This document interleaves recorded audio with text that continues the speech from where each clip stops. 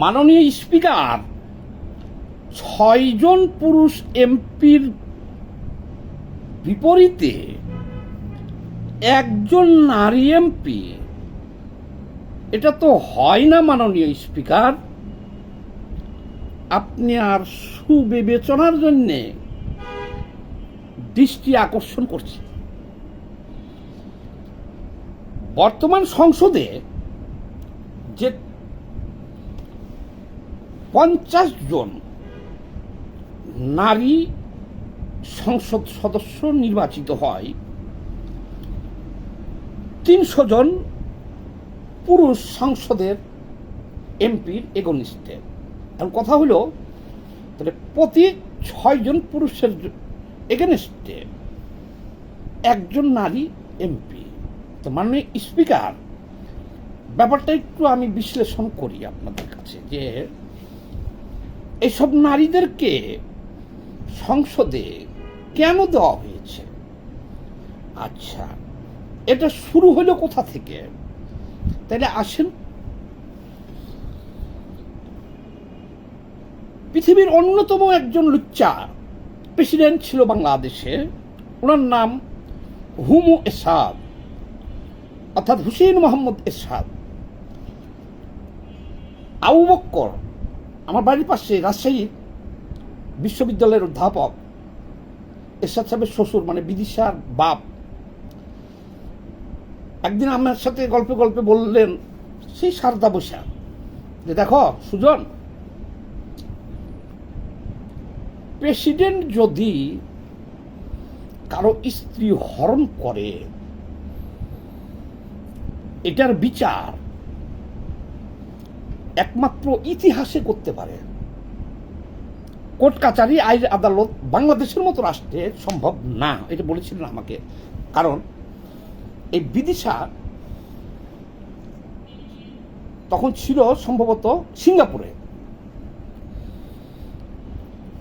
উনি একজন ব্রিটিশ নাগরিক অর্থাৎ অধ্যাপকও ছিল, সে তার স্ত্রী, তারা সুখে শান্তিতে ঘর সংসার করতেছিল সিঙ্গাপুর। এই লুচ্চা এরশাদ সিঙ্গাপুর যায় ভ্রমণে, যে ওখানে ওই বাংলা কমিউনিটি বিদিশাকে দেখে তার পছন্দ হয়ে যায়। তারপরে তো ছলে বলে কৌশলে তাদের তালাক করাইয়া সেই মেয়েকে, বিদিশাকে সে বিবাহ করতে বাধ্য করে। বিবাহ করে প্রেসিডেন্ট বাংলাদেশে চাইলে কি না পায়। সেই সময় তার একটা বিশেষ কমিটি ছিল বাংলাদেশের সুন্দরী নারীদের সাপ্লাই দেওয়ার জন্য, তার কাছে বিশেষ কমিটি, এটা সবাই জানেন। সেই লুচ্চা এরশাদে আইনটা করেছিল যে সংসদে ৩০ জন নারী থাকবে সংসদ সদস্য, এটা সিলেক্টেড, মানে আঙ্গুলের ইশারাই যে সমস্ত সুন্দরীকে দরকার ওখানে উনি এমপি বানাইছিল। এই হলো শুরু এক। সেটা আবার সংবিধানে সমুন্নত করা হয়েছে, দেওয়া হয়েছে, সংবিধান মোতাবেক করে নেওয়া হয়েছে। মানুষই বুঝেন সংবিধান দিয়ে নিচ্ছে। যাক, সে বিষয়টা তখনকার একটা, আমরা তখন ছাত্র আন্দোলন করি এরশাদের বিরুদ্ধে। সেই সময়ের একটা বিখ্যাত পত্রিকা, সাপ্তাহিক ম্যাগাজিন, যেটার নাম ছিল যাই যাই দিন, শফিকুর রহমান ওনার সম্পাদক ছিল। ওই যে লাল গোলাপের শুভেচ্ছা, বাংলাদেশে যে ভালোবাসা দিবস আবিষ্কার এখন পালন হইতেছে, এটার প্রবক্তা হলেন উনি এখনো জীবিত আছে। তো যাই হোক, উনি একটা স্টোরি করলেন যাই যাই দিনে, যে ৩০ সেট অলংকার সংসদে কি দরকার, অর্থাৎ ওই ৩০ জন নারী সংসদ সদস্যকে অলংকার হিসেবে উনি উপস্থাপন করে স্টোরি করার কারণে ওনার সেই পত্রিকা বন্ধ করছে এরশাদ। উনি দেশ তাকে বাধ্য হয়েছে, মামলা করছে, যত গোয়েন্দা সংস্থা দিয়া ওনার বিরুদ্ধে কত কি করছে, বেচারা দেশ থেকে বিতাড়িত হয়ে গেছিল ওই সময়। যাই যাই দিনের সম্পাদক এই শফিক রহমান। তো যাক, আমাকে আবার জেলে নিয়েন না, আমি বা দেশ ছাড়াও করেন না। আমি কিন্তু আবার যে উনি যে দৃষ্টিভঙ্গিতে বলেছিলেন আর এরশাদ যে দৃষ্টিভঙ্গিতে নিয়েছেন, মানে আমি আমার কি দৃষ্টিভঙ্গিতে বলছি আর আপনারা কি দৃষ্টিভঙ্গিতে নিবেন এটা আপনাদের ব্যাপারটা। আমি বলি দেখেন, একটা উপজেলায় আগে অন্য ব্যাখ্যাটা দিই। অন্য ব্যাখ্যা হলো কি, আল্লাহর আইনে একজন পুরুষ 4 জন স্ত্রী হকদার, অর্থাৎ একজন পুরুষ এখানে 4 জন নারী থাকবে, তার 4টে স্ত্রী থাকবে। এটা হলো বিবাহের কথা বলতেছি, আবার এটাকে সংসদের সাথে কেউ মিলেন না। আমাদের পুরুষরা কি কি পাইতে পারি, আমাদের অধিকার, এইটা বলছি আমি, যে আল্লাহর আইনে আমরা 4 জন নারী স্ত্রী পাব, কিন্তু একজন নারী 2 জন স্ত্রী স্বামী পাবে না। আবার আল্লাহর আইনে যে সম্পত্তি ভাগ হয় সেখানেও কিন্তু দেখেন, এক ভাইয়ের বিপরীতে 2 জন, এক ভাইয়ের সমান 2 জন পায় সম্পদ। তো যাক, সংসদে এখন যে বিধান আছে সেই বিধান অনুযায়ী 6 জন নারী, 6 জন পুরুষ এমপির এগেনস্টে 1 জন নারী নেওয়া হয়েছে। আচ্ছা, একটা উপজেলায় 1 জন এমপি, 1 জন উপজেলার চেয়ারম্যান, 1 জন ইউনো, 1 জন ম্যাজিস্ট্রেট, ঠিক আছে। তাহলে এখন এই এমপির কাজটা কি? এই যে 50 জন নারীকে সংসদে ঢুকাইতেছে, এদের বেতন ভাতা কত কি দেওয়া লাগবে না, গাড়ি বাড়ি সবই তুলতে হচ্ছে, এদের কাজটা কি? অর্থাৎ 50 জন নিছেন, তাহলে একটা উপজেলায় 1 জন এমপি, আর 64 জেলায় 50 জন নারী, এদের আবার ভাগ করছে। তাহলে সোয়া উপজেলায়, সোয়া বুঝেন, 1 আর হলো 1/4, সোয়া উপজেলার জন্য, সোয়া জেলার জন্য 1 জন নারীকে দেওয়া হয়েছে। আমি এটা নিয়ে আলোচনা করব না, জাতির সামনে প্রশ্ন দিয়ে গেলাম যে এই নারী সংসদগুলোর কাজটা কি। এখন আপনারা বলবেন, আপনি কি নারী বিদ্বেষী, নারীদের সংসদ করার বিদ্বেষী? না ভাই, আমি নারী বিদ্বেষীও না, নারীদের সংসদ করার বিরুদ্ধে না, কিন্তু নারীদের ওই যে যাই দিনের সম্পাদক বলে গেছেন শফিক রেহমান, নারীদের অলংকার করার বিরোধী। ওই যে লুচ্চায়ের সাদ যেভাবে আইন করে গেছে, যাকে যাকে তার দরকার তাদেরকে এমপি বানাইয়া সংসদে বসায় রাখবে, ওই আইনের আমি বিরোধী। খেলা হবে এবার, ভালোভাবে খেলতেছি। দেখেন, মাননীয় স্পিকার,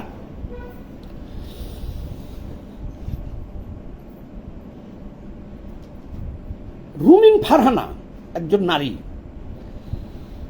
সে বিএনপি জামাত সব দলের সাথে চ্যালেঞ্জ করে এমপি নির্বাচিত হয়ে আসছে। আচ্ছা, জামাতের এই যে বদমাশরা 1 জন নারীকেও তারা নির্বাচনে মনোনয়ন দেয় নাই। তারা বলছে নারী নেতৃত্ব হারাম। তারা তো এখন 13 জন নারীকে সংসদ হিসেবে তাদের পাশে নিয়ে গেল, ওই লুচ্চায়ের সাদের করা আইনে 13 জন নারীকে নিয়ে গেল। কেন? নারী সংসদ তো হারাম, নারী নেতৃত্ব হারাম, এবং বিধায়ী নির্বাচনে 1 জন নারীকেও তারা 1 জন নারীকেও তারা দেয় নাই, নমিনেশন দেয় নাই নির্বাচনে। তাহলে কেন তারা সংসদে এই 13 জন নারী নিয়ে গেল সিলেক্ট করে পাশে বসাইলো? কেন? এই 50 জন নারী সংসদ কি অলংকার? 100 বার অলংকার। এদের কোনো কাজ নাই, এদের ওখানে নিয়ে বসেছিল, এরশাদ বসেছিল মনোরঞ্জনের জন্য। মাফ করবেন, ইনারা কি জন্য বসেছে আমি জানি না। আমি নিশ্চিত যে এরশাদ 30 সেট অলংকার 30 জন নারীকে সংসদ সদস্য করে নিয়ে যা সংসদে বসেছিল অলংকার হিসেবে, লীলা করার জন্য, লীলা খেলা সাঙ্গ করার জন্য সুন্দরীদের নিত সে। এখন বিএনপি 300 আসনে ক্যান্ডিডেট দিচ্ছে, সেখানে যদি 100 আসনে নারীদেরকে দিতে মনোনয়ন ডাইরেক্ট, সমস্যা কি ছিল? মির্জা আব্বাসকে নমিনেশন না দিয়ে যদি ওখানে মির্জা আব্বাসের ওয়াইফ, এই ঢাকা 8-এ মির্জা আব্বাসের ওয়াইফকে দিতেন, আর কি যোগ্যতা কম আছে? আপনি বিএনপির দিকে দেখেন, অনেক ছাত্রনেত্রী আছে, অনেক যোগ্যতা তো হবে ভাই, আপনি সুযোগ দিলে তো যোগ্যতা হবে। তাহলে তো আর হ্যাঁ, এটা করা হয়েছে কি জন্য? যাতে নারীরা সমাজে অগ্রসর হয়। এইভাবে নারীর অগ্রসর হবে যে আপনি বলবেন যে নারীর নিষিদ্ধতা, যে আমরা নমিনেশন দিব না, তারপরে আপনি সিলেক্ট করে নিয়ে যাবেন নারীদের সংসদে। এভাবে নারীরা আরো অপমানিত হচ্ছে। এখানে যে সমস্ত নারীরা এইভাবে এমপি হইতেছে, আমি তো মনে করি কোনো আত্মমর্যাদাশীল নারীর এমপি হওয়াটাই উচিত না। এখানে তাদেরকে অলংকার বলা হচ্ছে। ওপেন কথা, আওয়ামী লীগ যদি এখন নাই, তারপর বলি আওয়ামী লীগ, বিএনপি, জামাত, বাম দল, জাতীয় পার্টি, অর্থাৎ যারা নির্বাচনে অংশগ্রহণ করে, তারা প্রত্যেকেই যদি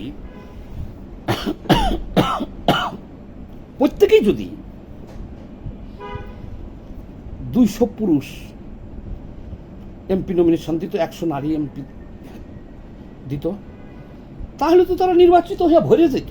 তাদের যোগ্যতা নাই। আমি তো দেখি ধানের শীষ প্রতীক নিয়ে আপনি পুরুষকে দিলেও পাশ করবে, নারীকে দিলেও পাশ করবে।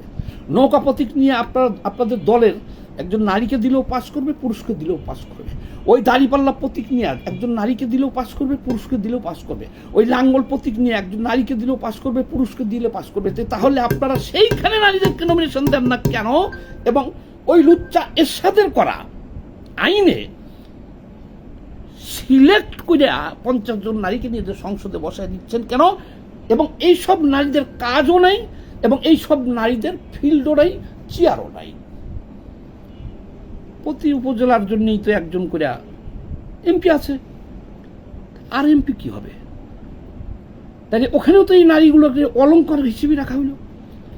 এক জেলা 50 জেলায় 64 জেলায় 50 জন নারী এদের দায়িত্ব, মানে 100টা জেলায় একজন নারী দিয়েছে হাওয়ার উপরে। তাদের কোনো কাজ নাই, তাদের বসারও স্থান নাই, আছে এই সংসদে। এবং তাদের পিছনে তাদেরকে এই সংসদে নিয়ে যা আশেপাশে বসিয়ে রাখতেছেন মনোরঞ্জনের জন্য। আগে মমতা দিদি ছিল গান শোনার জন্য, গান টান শুনতো। কি কারণে? এবারকার যে সংস্কার হইল, সংস্কারেও কিন্তু নারীদেরকে কত 5% না 7% বা 10%, আমি এই মুহূর্তে ভুলে গেছি, নারীদের নমিনেশন দেওয়ার কথা ছিল জুলাই সনদে। সেই নমিনেশনটাও কিন্তু দেয় নাই কেউ। বিএনপিও পরিপূর্ণ দেয় না, জামাত তো বলেই দিচ্ছে যে নারী নেতৃত্ব হারামে, একজনকেও দেয় নাই।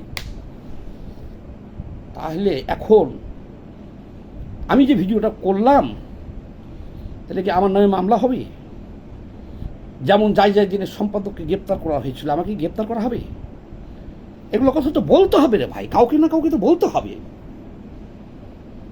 এটা নারীদেরকে অপমান করা হচ্ছে, তাদেরকে অলংকার হিসেবে সংসদে নেওয়া হচ্ছে, তাদেরকে তাদের প্রেস্টিজ ইস্যু। অথচ এই নারীরা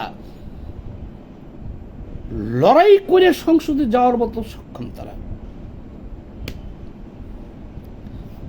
আমি তো তার বিবরণ দিলাম যে আপনারা নারীদেরকে নমিনেশন দেন না, পরে দয়া দেখিয়ে তাদেরকে নিয়ে যে বসায় নিতেছেন, যা রাষ্ট্রের টাকা অপচয় হতেছে। গরিব মানুষের ট্যাক্সের টাকা ধ্বংস করতেছেন। সেই সব নারী এমপির কোনো কাজ নাই। তাহলে এখন যদি জনগণ বলে যে এদেরকে কি ওই এরশাদের মতো মনোরঞ্জনের জন্য নেওয়া হয়, তাই তো মামলা খেয়ে যাবো। এমপিদের উপরে তো বলা যাবে না। এই যে সংসদ দেখেন না, হাসনাত আব্দুল্লাহ বলছে যে কোনো প্রকার ট্যাক্স ফ্রি গাড়ি নিব না আমরা, কোটি কোটি টাকা সরকারের লস করে। এখন আবার সে চাইতেছে দাঁড়িয়ে দেন, আমাদের গাড়ি দেন, বাড়ি দেন, এই দেন, এই দেন। আমি এই বিধানটা বাতিলের দাবি জানাইতেছি এবং নারীদের প্রতি আহ্বান জানাইতেছি যে আপনারা এরকম অলংকার সেট হয়ে সংসদে যাবেন না। অন থার্ড, এই আইন সংসদে পাশ হোক, প্রতিটা দল, রাজনৈতিক দলকে 1/3 অর্থাৎ 30% নারীকে, এটা তো কমিটিতে 30% রাখতে হবে, এটা কিন্তু নির্বাচন কমিশন শর্ত দিয়ে রাখছে। 2030 সালের মধ্যে এটা বাস্তবায়ন করতে হবে প্রত্যেক দলকে, প্রতি কমিটিতে 30% নারী রাখতে হবে। সেই আইনটাই এখন আমি তারেক রহমান এবং এই সংসদে আহ্বান জানলাম, এই আইনটাই পাশ করা হোক,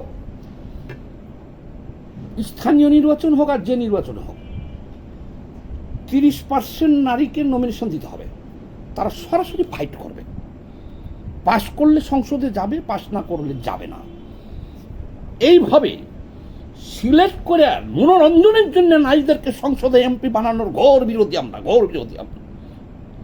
আমি চ্যালেঞ্জ করলাম, এদেশের কৃষক, শ্রমিক, মেহনতি মানুষের, গরিব মানুষের টাকা হরিলুট করে এই 50 নারীকে নিয়ে যেয়ে তাদের বাড়ি গাড়ি সব খরচ বেতন আপনারা দিবেন? কেন দিবেন? কেন আপনারা নির্বাচনে তাদের নমিনেশন দিলেন না? সবাই ভালো থাকবেন। মাননীয় স্পিকার, বিষয়টা একটু ভেবে দেখেন। ধন্যবাদ।